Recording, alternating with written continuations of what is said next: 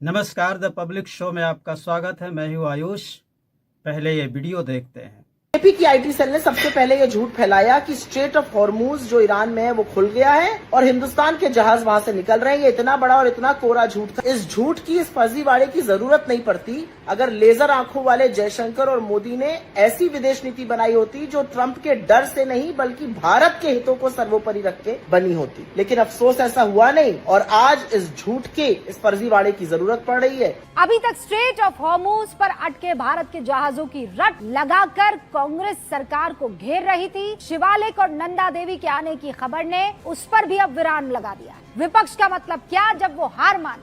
तुरंत पवन खेड़ा ने एक्स पर पोस्ट करते हुए लिख दिया कि भारत में बीजेपी कैंप दोनों जहाजों को लेकर जो खुशी मना रहा है वो गलत है, क्योंकि ये दोनों जहाज भारत के लिए गैस लेकर आ ही नहीं रहे। दोनों जहाज अमेरिका के लिए गैस लेकर निकले। अब यहाँ पवन खेड़ा सहित कांग्रेस के कई नेताओं से गलती एक हो गई। विरोध के चक्कर में वो फैक्ट की जांच करना शायद भूल गए और फैक्ट के साथ सबसे अच्छी बात ये होती है कि वो सामने आ ही जाता है। भ्रम की तरह उसकी जिंदगी 2-4 दिनों की नहीं होती। फैक्ट सामने आया और वो यही था कि दोनों ही जहाज भारत आ रहे हैं। एक तो भारत पहुंच चुका है, दूसरा कल भारत पहुंच जाएगा। जैसे ही ये खबर साफ हुई, कांग्रेस के नेता अपने अपने पोस्ट अब डिलीट करते हुए पाए गए। अब सवाल यह है कि विपक्ष और विपक्ष से सवाल, अगर भारत की विदेश नीति गलत है तो जिस स्ट्रेट ऑफ हॉर्मूज से मौजूदा वक्त में औसतन हर रोज 2 जहाज क्रॉस कर रहे हैं, वहां से भारत के 2 जहाज गैस लेकर कैसे पहुंच रहे? क्रूड लेकर तीसरा जहाज आज कैसे क्रॉस कर गया? आप सोचिए, इस रास्ते के लिए दुनिया कितनी बेचैन है। ट्रंप कई देशों के साथ नेवल गठजोड़ की वकालत कर रहा है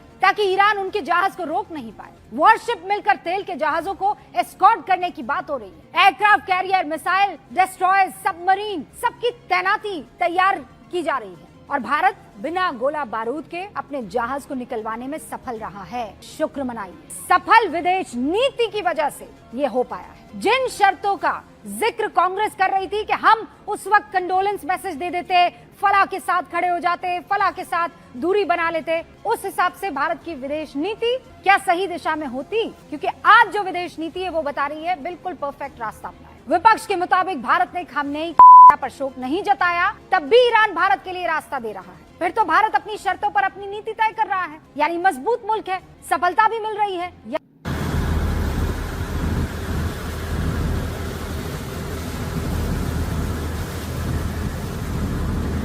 यकीन मानिए, इन जहाजों के आगमन से विदेशी मीडिया भी हैरान परेशान है। उसे समझ ही नहीं आ रहा है आखिर भारत ईरान से कैसे ये स्ट्रेट ऑफ हॉर्मूज से पार करवा गया, और ये भारत अमेरिका के साथ भी, ईरान के साथ भी ऐसा कैसे हो रहा है?